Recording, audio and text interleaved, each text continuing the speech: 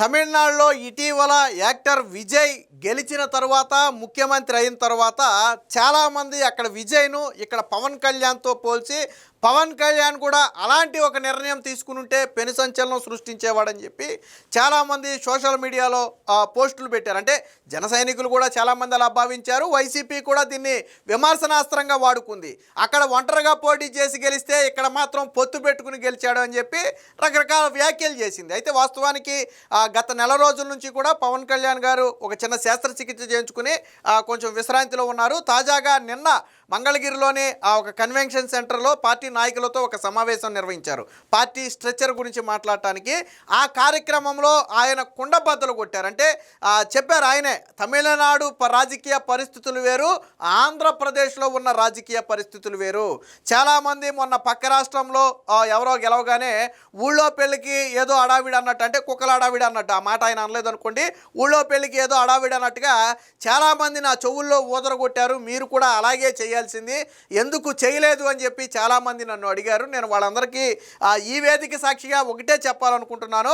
తమిళనాడు రాజకీయ పరిస్థితులు వేరు, ఆంధ్రప్రదేశ్ రాజకీయ పరిస్థితులు వేరు. 2024 ఎన్నికల సమయానికి ఆంధ్రప్రదేశ్ ఇంటెన్సివ్ కేర్లో ఉంది, అంటే ఐసీయూలో ఉంది. నిజంగా జగన్ అనే వ్యక్తి మరొకసారి గెలిచి ఉంటే రాష్ట్రంలో ఎవరు ఉండే పరిస్థితి ఉండే కాదు, ఎవరి ఇళ్లలో కూడా ఆడవాళ్లను ఉండనిచ్చే పరిస్థితి ఉండేది కాదు అని చెప్పి వ్యాఖ్యలు చేశారు. సో నేను ముఖ్యమంత్రి అవ్వాలి అని పార్టీ పెట్టలేదు, సో ఎంతో కొంత సమాజంలో మార్పు తీసుకురావాలనే పార్టీ పెట్టాను. ఆ రోజు ఉన్నటువంటి పరిస్థితుల్లో జగన్ అనే వ్యక్తిని అడ్డుకోవాలనే నేను చంద్రబాబు గారితో కావచ్చు, బీజేపీతో కావచ్చు నేను పొత్తులో ముందుకు వెళ్ళాను. అంటే రాష్ట్ర ప్రయోజనాలే లక్ష్యంగా ముందుకు వెళ్ళాను తప్ప వ్యక్తిగత లక్ష్యం లేదు. నిజంగా నేను పదవులే కావాలి అనుకునేవాడినైతే 2009లోనే నేను ఎంపీగా గెలిచేవాడిని. సో నాకు పదవులు అనేది తృణప్రాయంతో సమానం. నేను పదవుల కోసం ఈ పని చేయలేదు. చాలామంది జన సైనికులు కూడా దీన్ని, అంటే వాస్తవానికి సోషల్ మీడియాలో వాళ్ళు కూడా నిందాకే చెప్పినట్టుగా పవన్ కళ్యాణ్ కూడా ఇలా చేస్తుంటే బాగుండేదేమో అనే అభిప్రాయాన్ని జన సైనికులు కూడా వ్యక్తం చేసిన మాట వాస్తవం సోషల్ మీడియాలో. దానికి కూడా ఆయన ఒక కౌంటర్ ఇచ్చారు. సరే అనుకుందాం, 2019లో నేను ఒంటరిగా పోటీ చేస్తే మీరు ఏం చేశారు? 2 చోట్ల ఓడించారు కదా. నాతో నిలబడతారు అన్న నాయకులందరూ ఆ తర్వాత కనుమరుగైపోయారు కదా. అయినా కానీ నేను పార్టీని నిలబెట్టుకుంటూ వచ్చాను. కాబట్టి ఎప్పుడు ఏం చేయాలో ఎలా చేయాలో నాకు బాగా తెలుసు. రాష్ట్ర ప్రయోజనాలే లక్ష్యంగా నేనైతే పొత్తులో కలిశాను. అక్కడ రాజకీయాన్ని ఇక్కడ రాజకీయాన్ని పక్కన పెట్టి పోల్చి నన్ను ఆ విధంగా పోల్చొద్దు అని చెప్పి నిన్న అటు కార్యకర్తలకి కావచ్చు లేదా విమర్శించే వాళ్ళకి కావచ్చు వాళ్ళందరికీ కూడా పవన్ కళ్యాణ్ అయితే ఒక పిలుపు ఇవ్వడం జరిగింది. నిజంగానే వాస్తవానికి తమిళనాడు రాజకీయ పరిస్థితులు వేరు, ఆంధ్ర రాజకీయ పరిస్థితులు వేరు. కావాలంటే 2024లో పవన్ కళ్యాణ్ ఒంటరిగా పోటీ చేసి ఉండొచ్చు. సరే ఎన్ని సీట్లు గెలుస్తారు ఏంటి అనేది కాసేపు పక్కన పెడితే పవన్ కళ్యాణ్ ఒంటరిగా పోటీ చేయటం వల్ల ఓట్లు చీలే అవకాశం ఉంది. అలా ఓట్లు గన చీల్చితే అది జగన్మోహన్ రెడ్డికి ప్లస్గా మారి మరొకసారి తాను సీఎం అయితే, ఇంకో మాట కూడా చెప్పారు ఆయన, నేను చంద్రబాబు గారిని జైల్లో పరామర్శించి బయటకు వచ్చిన సమయంలో సరే చంద్రబాబు గారు త్వరగా బయటికి రావాలనుకుంటున్నారు అని ఒక మాట చెప్పి నేను వెళ్ళిపోవచ్చు, కానీ ఎందుకు నేను అక్కడే పొత్తు ప్రకటించాను అంటే రాష్ట్రాన్ని ఇంత అభివృద్ధి చేసినటువంటి నేతనే జైల్లో పెట్టారు అంటే రేపటి రోజున సామాన్య వ్యక్తులను వీళ్ళు బ్రతకనివ్వరు. ఆ ఉద్దేశంతోనే నేను అదే వేదిక సాక్షిగా పొత్తునైతే ప్రకటించాను.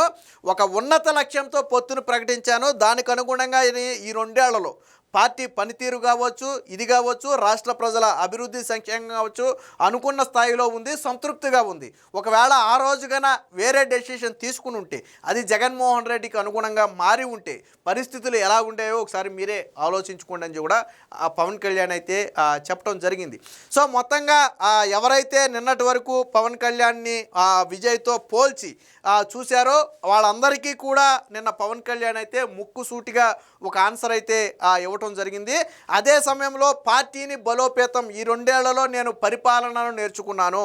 అంటే వాస్తవానికి పవన్ కళ్యాణ్కి పరిపాలనలో తొలి అనుభవం. ఇంతకుముందు ఎప్పుడు కూడా రాజకీయాల్లో ఎమ్మెల్యేగా కానీ లేదా ఏ పదవులు నిర్వహించలేదు కాబట్టి ఆయనకి పెద్దగా అనుభవం లేదు. సో ఆయన చెప్పింది కూడా అదే, ఈ 2 ఏళ్లలో నేను కొంత పరిపాలన అనుభవాన్ని నేర్చుకున్నాను. రాబోయే 2-3 ఏళ్ళు పార్టీ పటిష్టత మీద దృష్టి పెడుతున్నాను. 150 మంది సభ్యులతో ప్రారంభమైనటువంటి జనసేన ప్రస్థానం ఈరోజు 21 లక్షల సభ్యత్వాలకు చేరింది. చేరింది అంటే వాళ్ళందరూ నా మీద పెట్టుకున్నటువంటి నమ్మకం. ఎట్టి పరిస్థితుల్లో ఆ నమ్మకాన్ని ఒమ్ము చేయను. పార్టీని నేను ఒక మంచి ఉద్దేశంతోనే పొత్తు పెట్టుకున్నాను తప్ప వేరొక ఉద్దేశం లేదని చెప్పి నిన్నైతే చెప్పడం జరిగింది. దీనికి సంబంధించినటువంటి వార్త కూడా ఒకటి వచ్చింది, ఒకసారి చూద్దాం. తమిళనాడు వేరు, ఏపీ రాజకీయాలు వేరు. తమిళ పార్టీలులా చేసి ఉంటే బాగుండేదని పోరు పెడుతున్నారు. 2024లో ఏపీ ఐసీయూలో ఉంది. వైకాపా గెలిస్తే ఇంట్లో ఆడవారిని బయటికి లాగే పరిస్థితి.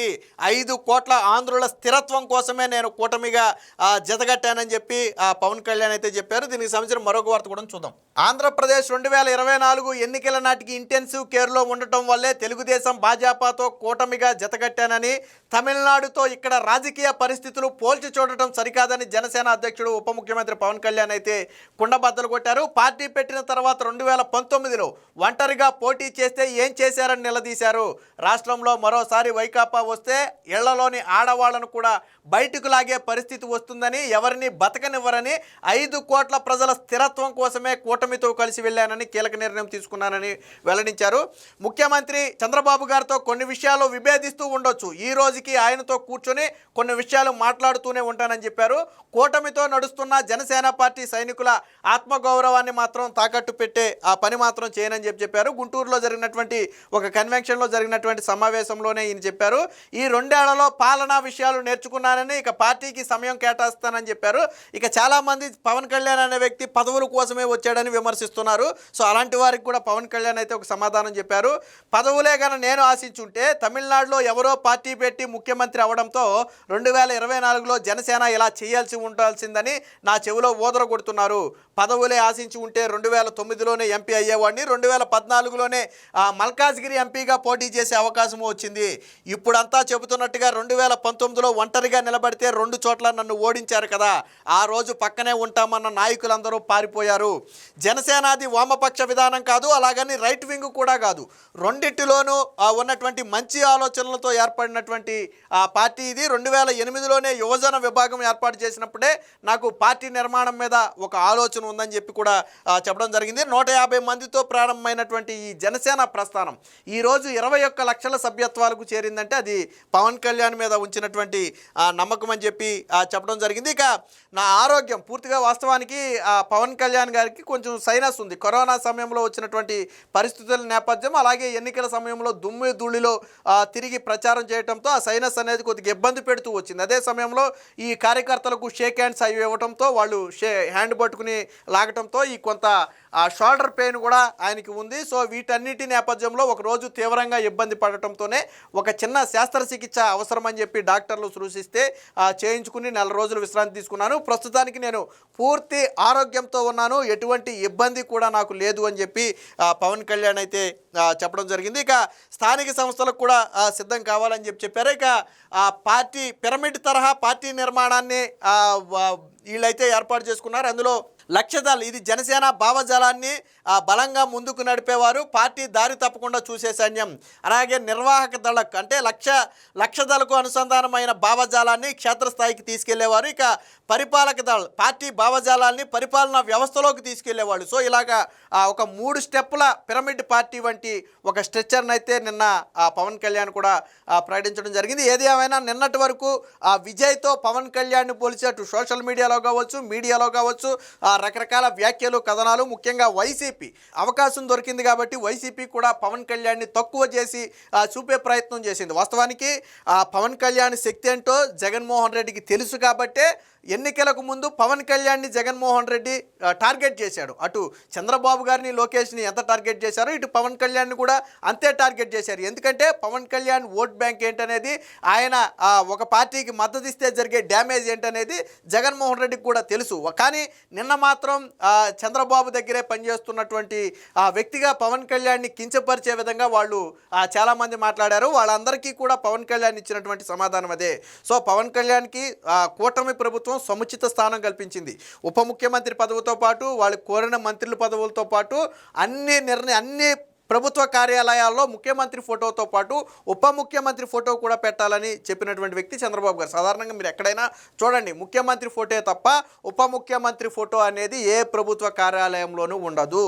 కానీ తొలిసారిగా చంద్రబాబు గారు సముచిత స్థానం కల్పించాలనే ఉద్దేశంతోనే ఉప ముఖ్యమంత్రి ఫోటో కూడా అన్ని ప్రభుత్వ కార్యాలయాల్లో పెట్టాలని చెప్పి ఆదేశాలు జారీ చేశారంటే అన్ని స్థాయిల్లో కూడా పవన్ కళ్యాణ్కి దక్కాల్సిన గౌరవం, ఇవ్వాల్సినటువంటి గౌరవం చంద్రబాబు గారు ఇస్తూనే ఉన్నారు. అనేక సందర్భాల్లో పవన్ కళ్యాణ్ గారు కూడా ఆ మాట చెప్పారు. మరొక 10-15 ఏళ్ల పాటు చంద్రబాబు గారి నాయకత్వంలో మేము ముందుకు వెళ్ళాలనుకుంటున్నాము, కూటమిగానే కలిసి ఎన్నికలకు వెళ్ళాలనుకుంటున్నామని చెప్పి స్వయంగా పవన్ కళ్యాణే ప్రకటించారు. అంటే అది కూటమి ప్రభుత్వంలో చంద్రబాబు గారు ఆయనకి ఇచ్చినటువంటి గౌరవం. ఏది ఏమైనా మొత్తంగా నిన్నటి వరకు విజయ్తో పవన్ కళ్యాణ్ని పోల్చిన వారందరికీ కూడా పవన్ కళ్యాణ్ నిన్న కుండబద్దలు కొట్టినట్టుగా ఒక సమాధానం అయితే ఇవ్వడం జరిగింది.